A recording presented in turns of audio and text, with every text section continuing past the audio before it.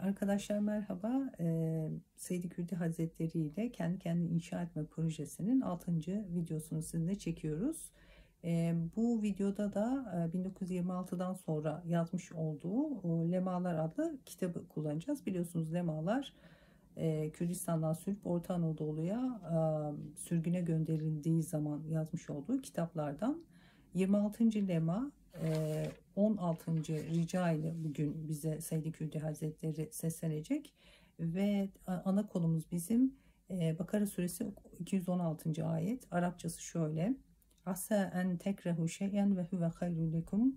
Türkçesi de bakarsınız sizin hoşlanmadığınız bir şey hakkınızda hayırlı olur. Bugün bunun üzerine biraz konuşacağız. Üstad kendi deneyimlerinden yola çıkarak hoşlanmadığımız durumlarla ilgili yeni bir bakış açısı bize kazandıracak. Umarım biz de bunu bir ahlak haline getiririz. Çünkü bazen ufacık şeylerden bile çok ciddi problemler ve sorunlar çıkarabiliyoruz.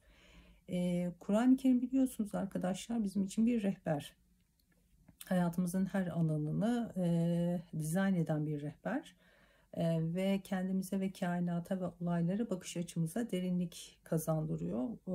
Daha farklı olayları ele almamıza vesile oluyor.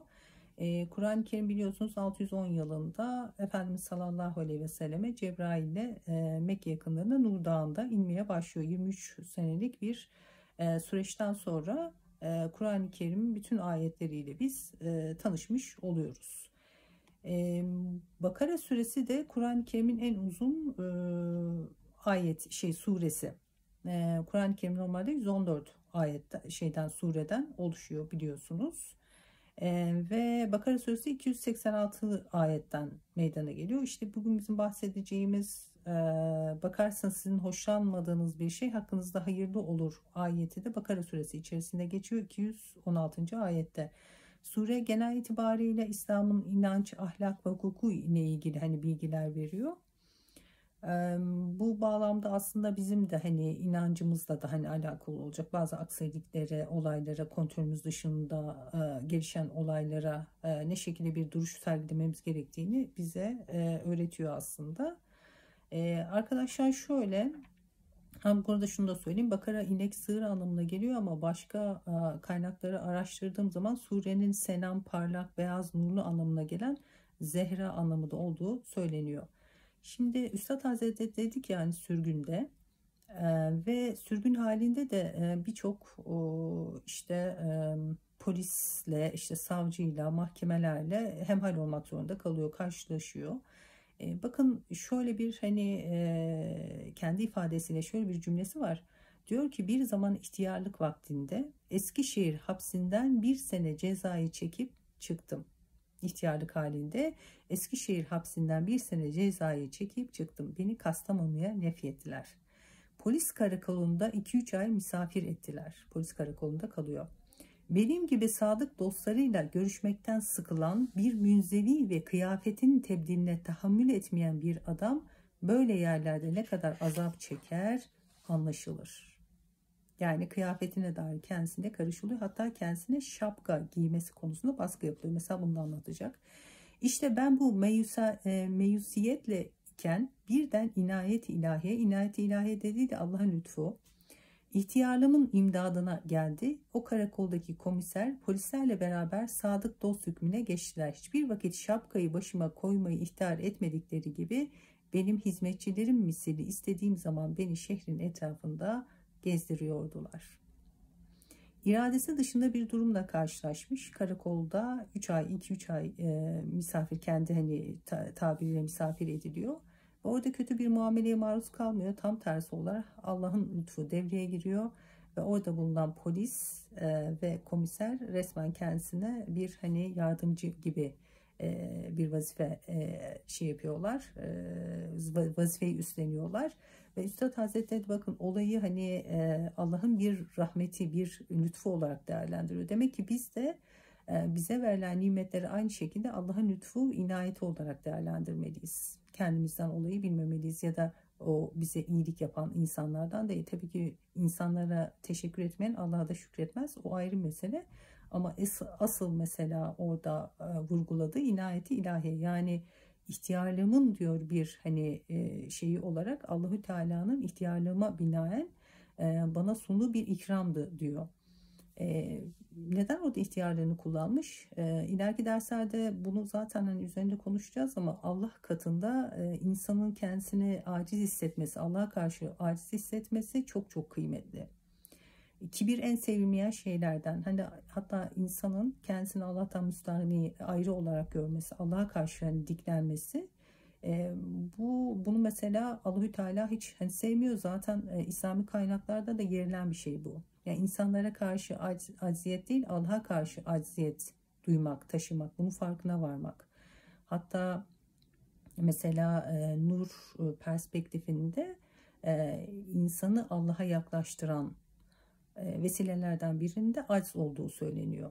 Ve eğer hani şöyle düşün, mesela yağmur yağıyor ya, yağmur suları nasıl ki alçak yerlerde birikir. Yağmur Allah'ın rahmetidir. Alçak yerlerde, çukur yerlerde birikir.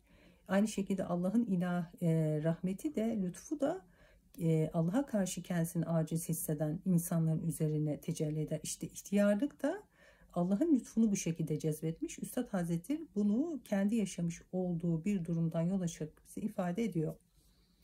Sonra bakın Allah'ın lütfuna kadar devam ediyor. Sonra o karakolun karşısında Kastamonu'nun Medrese-i Nuriyesi'ne girdim.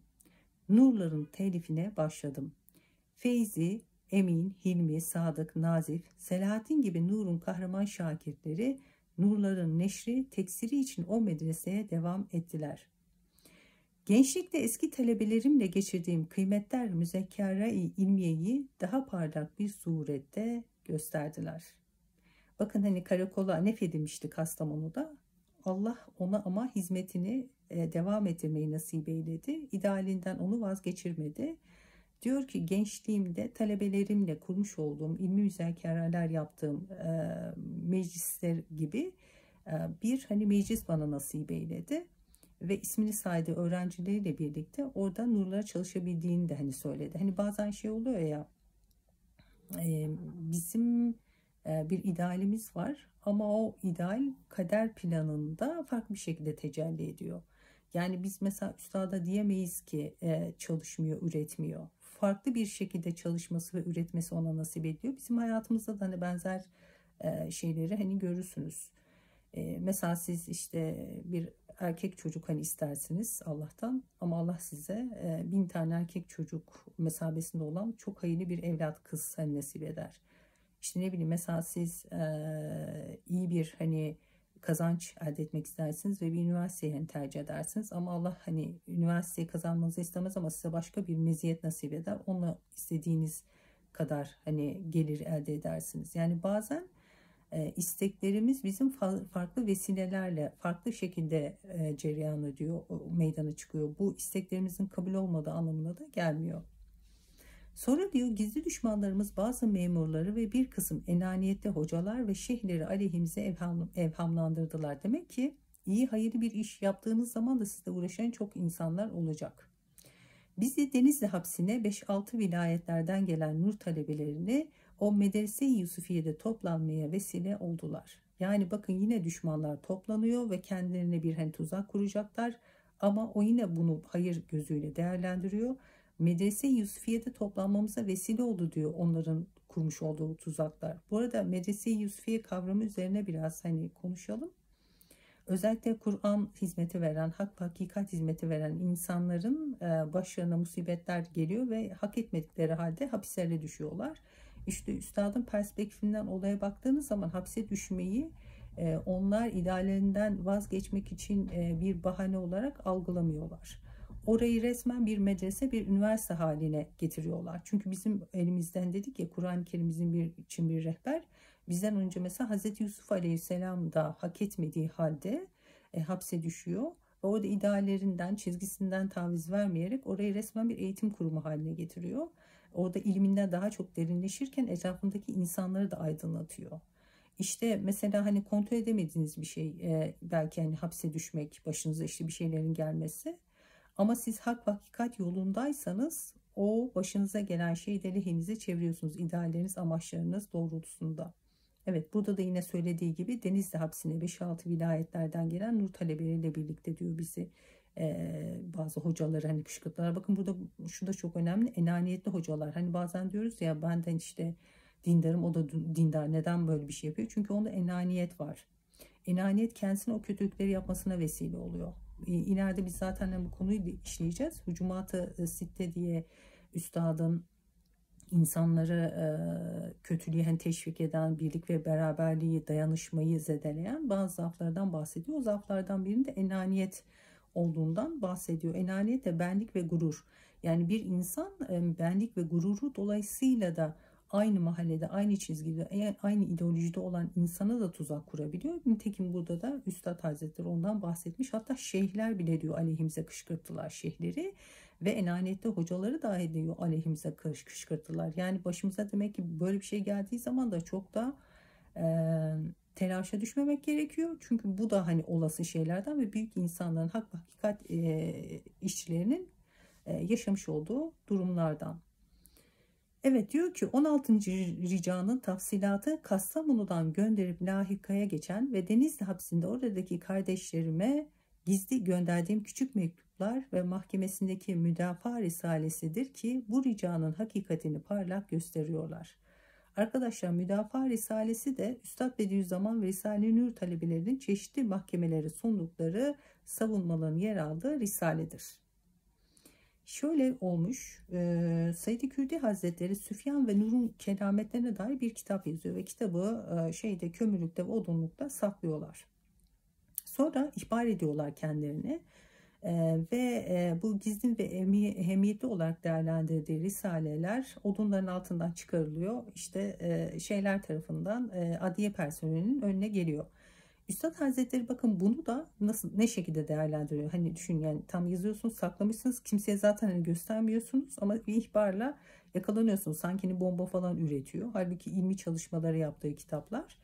Ve diyor ki burada da diyor inayet-i ilahi imdadımıza yetişti. Allah'ın yardımı yine yerleşti. Nasıl yetişti peki Allah'ın yardımı? O gizlenmiş ve ehli hükümet onları okumaya çok muhtaç olan o ehemmiyetli risaleleri kemali merak ve dikkatle okumaya başlayıp büyük resmi daireler adeta bir dershane-i nuriye hükmüne geçti diyor. Bakın o risaleleri yazmıştı, saklamıştı kimse hani okumasın hani diye, çünkü hazır değil insanlar bunları.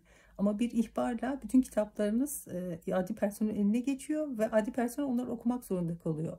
Sonra ne oluyor? Okudukları zaman da bazı hakikatlerle tanışıyorlar ve imanların kuvvetlenmesine vesile oluyor. Yani ne kadar enteresan. Ne niyet, hani neye niyet, neye kısmet gibi bir şey.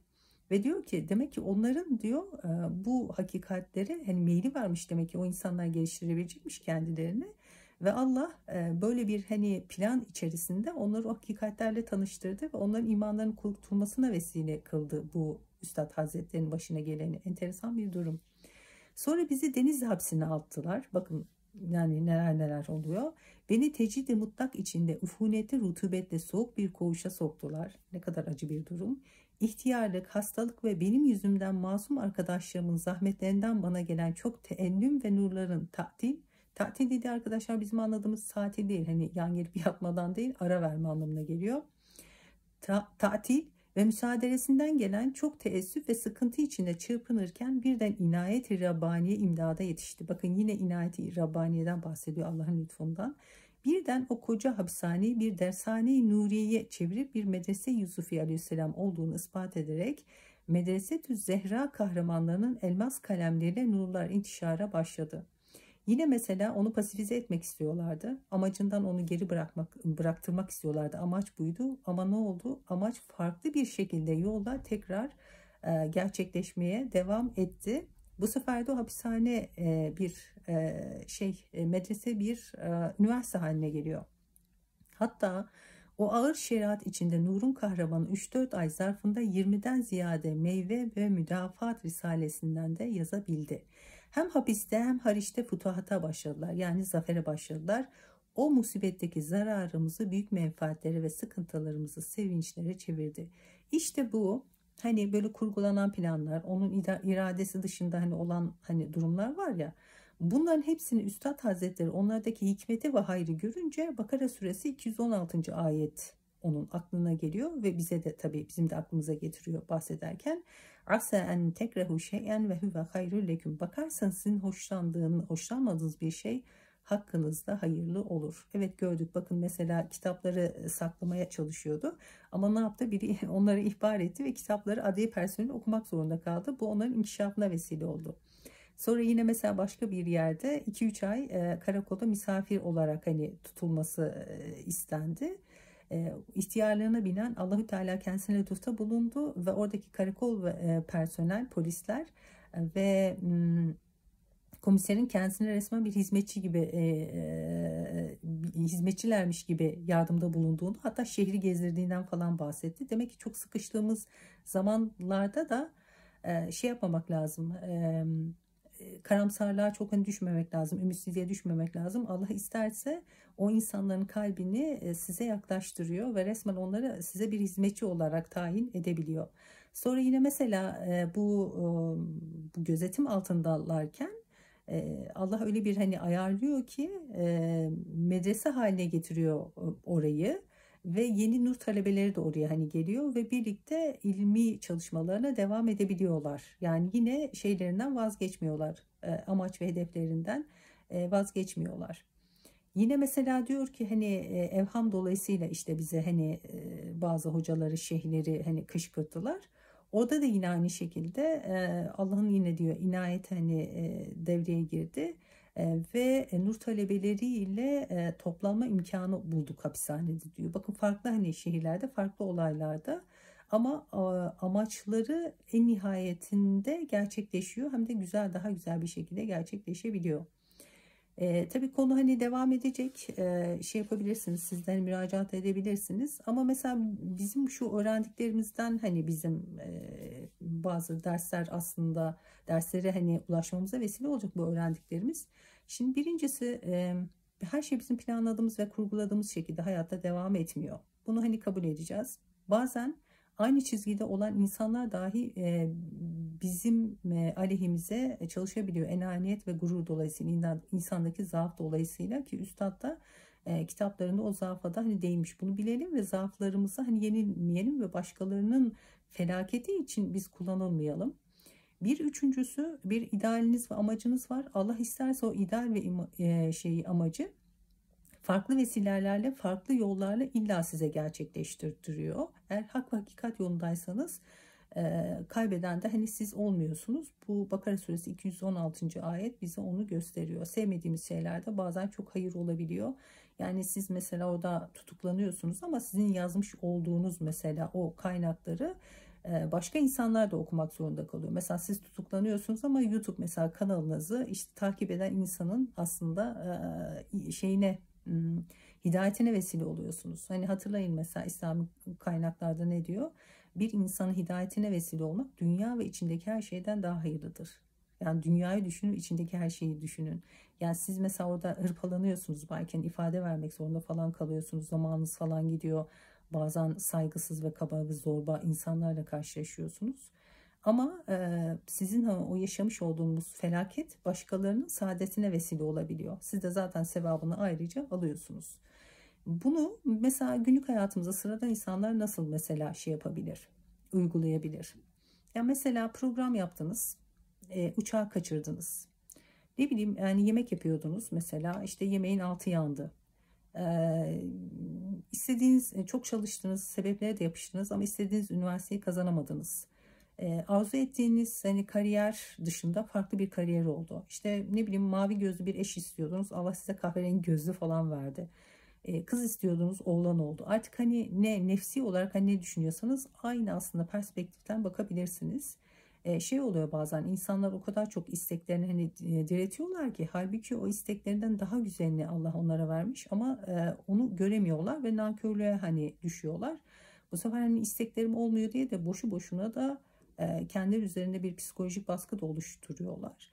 Ve sanki etrafındaki herkesin her dediği oluyormuş gibi onları kıskanma gibi bir huya da hani tenezzül ediyorlar. Daha doğrusu o haset damarı hemen hemen herkeste var ama onun zaafı altına hani giriyorlar. Üstad Hazretleri zaten Hücumat-ı Sitesinde enaniyet yanında hasetten de bahseder. Sanki herkesin her işi, her şeyi zahmetsiz bir şekilde devam ediyormuş gibi böyle bir algı ve insanları hınç ve kin beslemeye başlıyor. Ve elindekilere de şükürsüz bir şekilde yaklaşıyor. Daha agresif oluyor. İnsanlarla uğraşmaya falan başlıyor. Hem kendisini mutsuz ediyor, hem başka insanları mutsuz ediyor, hem de ebedi saadetini bu şekilde zedelemiş oluyor. O yüzden hani insan başına gelen şeyleri okumayı bilmeli. Ve Allah'ın hani ona hoşuna gitmeyen hadiselerle karşılaştırması altındaki o inayeti, o lütufları okumasını hani bilmeli, onlara odaklanmalı. E, Bizim hani düşünemediğimiz, bizim tartamadığımız birçok hani güzellikler altında olabiliyor. Tabii bunun için de çok hani okumak gerekiyor. Gerçeği hani bilmek gerekiyor. Lütuf nedir, merhamet nedir, inayet nedir? Allah kimlere inayetiyle muamele eder? Bunların hepsinin hani okunması gerekiyor. Bir dahaki videoda görüşmek üzere.